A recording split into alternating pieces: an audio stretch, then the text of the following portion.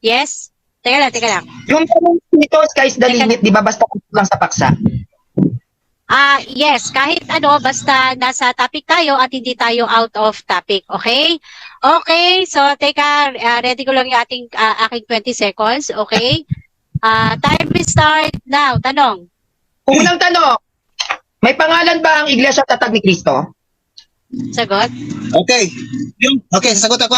Ayon sa ayon sa aklat Isaiah 56 verse 5, ipapangalan base sa alaala na walang hanggan. Yun ay ilalagay sa bahay-sambahan at yun ay 7th day. Sabat. Okay. Nakabasa ang pangalan sa Iglesia. Nabasa Okay, na?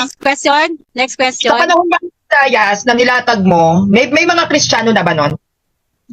Ako naniniwala ko by faith meron kasi Kristo buhay pa sa panahon ni Isaiah. Ang naniniwala kay Kristo, Diyos siya eh.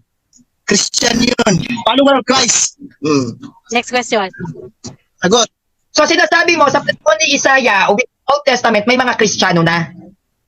Yes, okay, sagot ako dahil Roma 10:16-18 ang mensahe ni Isaiah mapapakinggan pa sa dulo ng sanlibutan. Ibig sabihin, until now, effective ang mensahe ni Isaiah. So si Kristo buhay pa sa nakaraan, ngayon at magpakailanman, naniniwala kay Kristo, spiritual Christian ka. Sa panahon ng lumang tipan, kilala na nila si Kristo. Yes! Okay, sagot ha. Yung Kristo kasi, ang kaulugan yun, Mesias. Ang kaulugan kasi yun, tagapagligtas. Diyos na tagapagligtas. Sabi sa Juan 8:58, sa wala pa si Abraham ay ako na. Nandun pa kasi ni Abraham eh. Mas una pa siya kay Abraham. Sagot ang tanong. Okay, next question. So, paano sinasamba ng lumang tipan si Kristo during that time kung kilala na siya? Sagot. Sinasamba siya na ganun pa rin. Ano ba? Yung pagsamba, panampalataya. Kasi dito ang kaulugan ng pagsambay. Pagsunod sa kanyang kalooban. Sa pagsunod sa kanyang kautusan. Ano sinasabi ng Panginoon? Sundin niyo ito. Hindi mo pwedeng kontrahin yun. Sunod ka lang. Isa sa pagsamba yun. Okay, next question. Next. Kung kilala ng lumang tipan si Kristo, so nagtatag si Kristo sa panahon pa ng lumang tipan, yes or no? Okay, very good question. Ng Iglesia. Categorical. City 38. Typos tayo, typos. Yes, yes. Yes, meron. Yes. Okay. Meron, sige. meron. Asang Sagot, pagkita sagot. ko, Mr. Moderator. Typos. Dapat sumasagot pa ako eh. Yes, Okay. Brother Gillian. Gawa, Kasi, City teka lang. 38. Moderators time. Kasi, hindi mo ko pinakinggan, sabi ko, categorical. So, dapat, Yes. hindi Maliwanag. ko kasi siya narinig, Bro Gillier, kaya kaya pinipigil kita kanina. Okay, so sige. Okay, i-resume ko yung 20 seconds mo, then okay, sagot ng 20 Okay. seconds. Sagot. Gawa, Categorical. yes. Nagtayo na siya. Gawa, 7:38-39, sabi doon, ang iglesia sa ilang na sumusunod sa mga buhay na aral na nandun sa bundok Sinai na ibinibigay sa atin hanggang ngayon. Next Ano question. yung mga aral doon? Kasama ang Next sabat, question. sinusunod ng Adventist. Next Next question. question. So, umaagree ka nga na si Kristo ay nagtatag ng Iglesia sa lumang tipan. Sagot. Yes, I agree. Yun nga eh, iglesia, Gawa City 38 eh. Gawa City 38 ang ebidensya. Nagtatag na siya ng iglesia sa ilang congregation of the wilderness, Church of the Wilderness. Nagtatag na siya doon ng iglesia. Yun, ebidensya ang Gawa City 38. Next question. So, yung Iglesia ang tinatag ni Kristo sa lumang tipan, doon sumasamba yung mga propeta. Yes, sinasamba siya kasi Diyos siya eh. Alangan, huwag mong sambahin. Diyos ka siya eh. Si Kristo Diyos siya. Nagkataong-tao nga lang.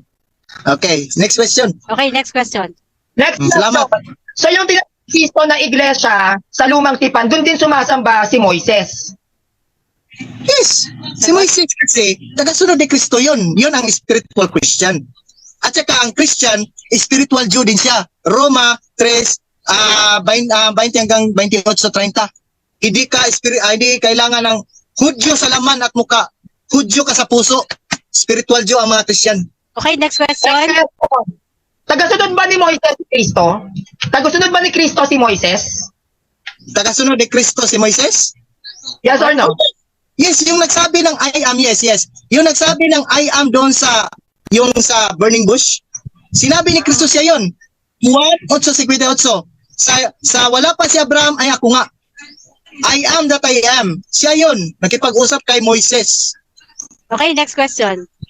So lumalabas ba si Abraham? Tagasunod din niya si Kristo, tagasunod ni Kristo si Abraham. Yes, tagasunod sila ni Kristo kasi hindi sila tagasunod ni Satanas. Tagasunod sila ni Kristo kasi sinabi nga sa Juan 8:58 kung naniniwala ka sa talatang yan na nandoon na si Jesus Christ sa wala pa nga si Abraham. Juan 17:5 sa wala pang sa libutan ay andun na ang Jesus Christ. Wala pang earth. Okay, Next pero question. Next question. Kung tagasunod ni Moises, ay kung tagasunod ni Kristo si Moises, so sa panahon ni Moises, may Kristiyano na kasi tagasunod siya ni Kristo eh. Okay, sagot. Meron spiritual Christian. Spiritual Christian, it means sa puso at isipan nila. Kasi hindi ka pwede matawag na Christian kung hindi ka sumusunod. Dapat maging Kristiyano ka, tagasunod ka, hindi lang sa physical, literal, kundi sa spiritual. Sa Next loob. question. Next question. Question. So, dahil tagasunod ni Kristo si Abraham, so sa panahon ni Abraham, may mga Kristiyano na din doon, di ba? Kasi tagasunod nga eh. Oh yes, meron na. Gawa, City 38:39. Sabi ko nga sa iyo na may iglesia sa ilang eh. Iglesia sa ilang, alangan si Satanas ang nagtayo noon. Siya pa rin. Kasi, he was from the beginning unto the end. Alpha and Omega. Kristo. Walang kamatayan yan, kapatid. Okay, next question. Sunod na tanong. Question. So, sinasabi mo na si Job ay maaaring isang Kristiyano din. Yes, kasi siya sumusunod siya sa utos ng Panginoon. Kasi gusto ka siyang kunin ni Satanas eh. So sino pala ang dapat sundin? Ang Diyos, alangan sa kakalabanin niya si Kristo. Tagasunod yun.